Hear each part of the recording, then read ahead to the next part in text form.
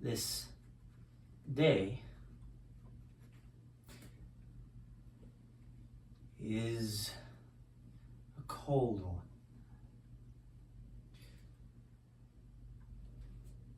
Bitter feelings with a bite from the snow.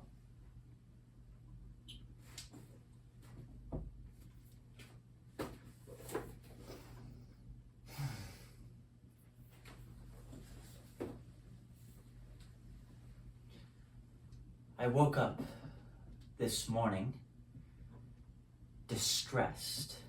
I recollected many memories from a time I wish was further behind me. I remembered leading my troops to dishonorable deaths, lost in the snow. The sensation of feeling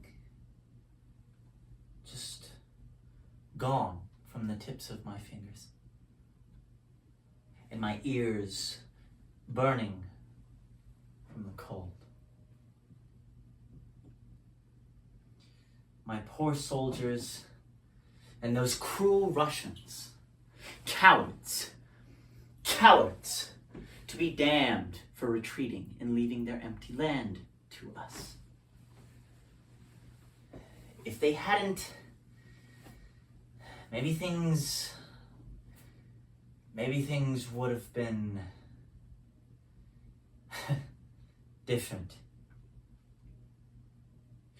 Since then, I've spent the morning writing letter after letter, trying to salvage at this very last hour any part of my honor, my power, something that I could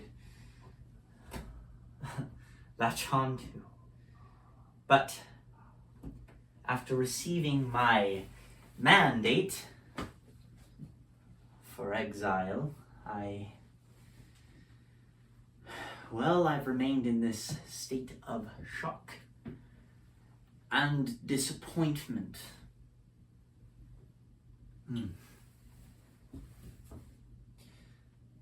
Though I cannot tell if it's directed at me or at the world. And with that, much of my life is in this realm of uncertainty.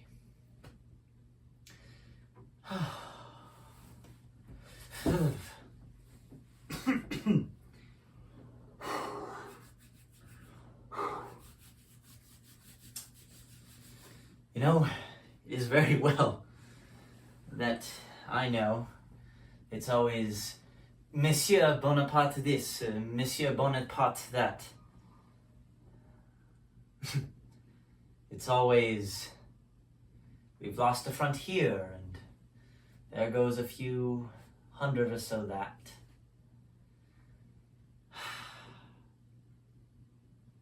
Despite what's happened, the people will have to learn that we need strategy, and we will have to sacrifice others in order to stay safe. Without those things, we are simply vulnerable to our neighbors. And to go along with that, if they can hear me now, citizens of France, you are meant to be my greatest supporters. But now I see, understandably more or less, that you have lost faith in my command. But please cease your barking. It is getting quite aggravating, to say the least. I mean, you're all getting what you want, right? I mean, I'm leaving my greatest love, our country of France, forever.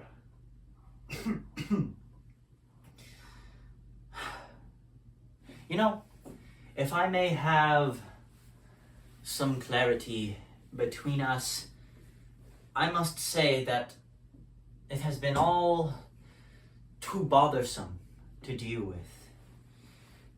It is too bothersome to have time for the political issues you say are boiling within the country. It is too bothersome to deal with the civil unrest at this time, at any time, really. But I guess that's not my problem anymore. You know, in this one stone cold, frozen moment, it feels as though I can hear all of France at once. And it is strange to be surrounded by this anger from all fronts, even behind.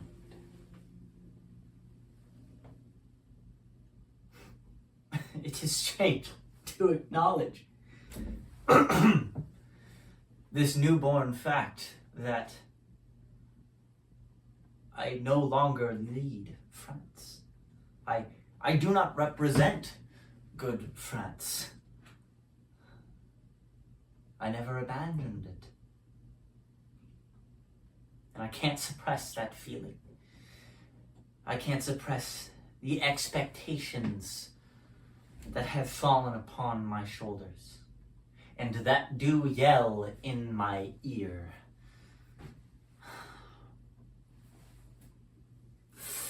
So hush, hush, hush. Please spare me the judgment that envelops me at every waking moment. War is not my entirety, but if you insist it is, then I shall let it be. If war is all I'm good for, war is all we shall do. I will not stop for you, my few friends in France. I will not stop till I have purged and liberated all of Europe. France cannot falter under my rule, if you can understand that. Oh. Officers. Officers, you may enter my office.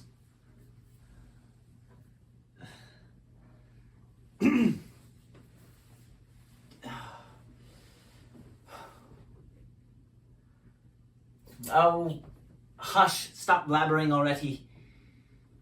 Have you not already stripped me of my pride, my power, my purpose? As I expected, you have come here all but to listen. And listen you must. I have spent a significant amount of my time, my energy, leading my people to victory. And yet, they are still unsatisfied with me. You agree? Okay. So how much more do all you people need? Is it more land? More power? If so, I'm all for it. But just give me a chance. Put in a good word for me, please. I must come back. This is my country. These are my people. There's much to do. Just give me a chance. I need a chance. I can ensure victory over the Dukes, over Russia, and its cursed, desolate, powdery landscape. Allow me. Sorry. Allow me to display some vulnerability to your nobility. I have had to come to terms with many horrid things recently. Horrid images, if you will.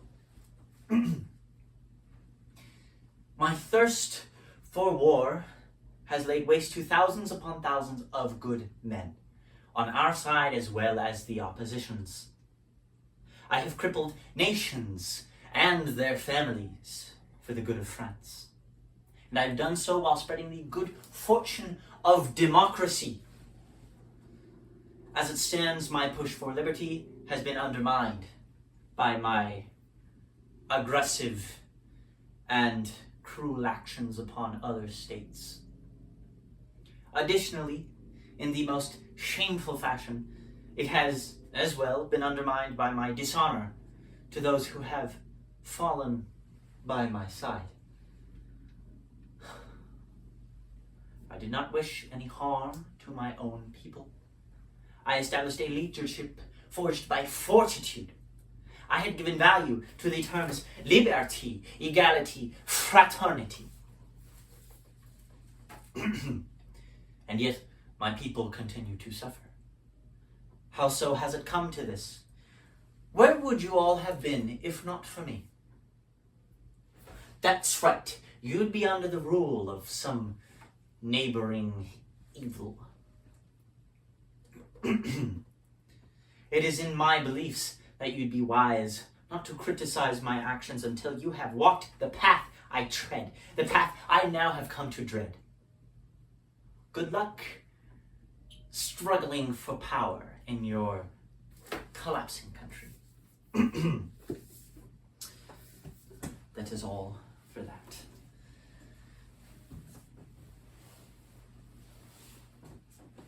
A moment for thought, please.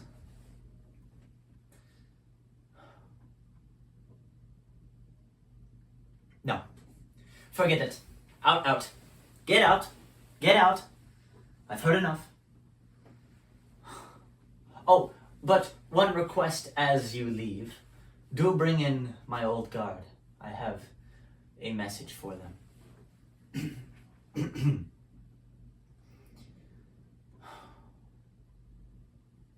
Oh, welcome, welcome.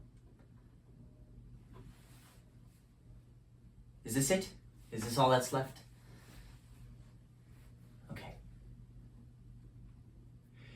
It occurs to me, old friends, that our glories are well known but unappreciated at this time.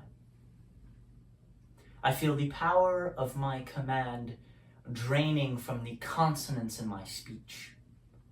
You few understand my reasoning for everything I've done.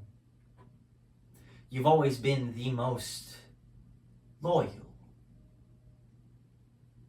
As we can see, that is not enough.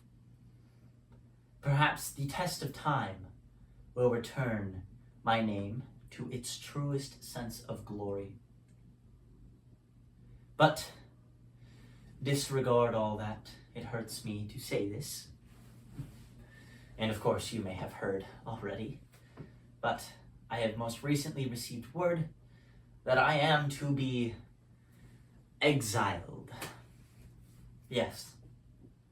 With unrest in the streets and a lack of support from my armies, I have been deemed unfit for rule. For this, I have written you all a speech of sorts. One last time. Soldiers of my old guard, in light of the news I'm sure has been going around, I must bid you for farewell. For 20 years, I have constantly accompanied you on the road to honor and glory. In these latter times, as in the days of our prosperity, you have invariably been models of courage and fidelity. With men such as you, our cause could not be lost, but the war would have been interminable. It would have been civil war, and that would have entailed deeper misfortunes on France. I have sacrificed all my interests to those of the country, and I will go, but you, my friends, will continue to serve France. Her happiness was my only thought. It will still be the object of my wishes. Do not regret my fate. If I have consented to survive, it is to serve your glory, and I intend to write our very history, the history of our great achievements, all that we've performed together. Adieu, my friends. Would I could press you all to my heart. Be sure to let the officers know and newly designated leaderships know their positions in the current state of things. I leave late this month to Elba of Italy. I may never return, but if I do, please wait for me. I will need you. I will need to correct my wrongs and go beyond the lackluster display of rule. I will need to fight.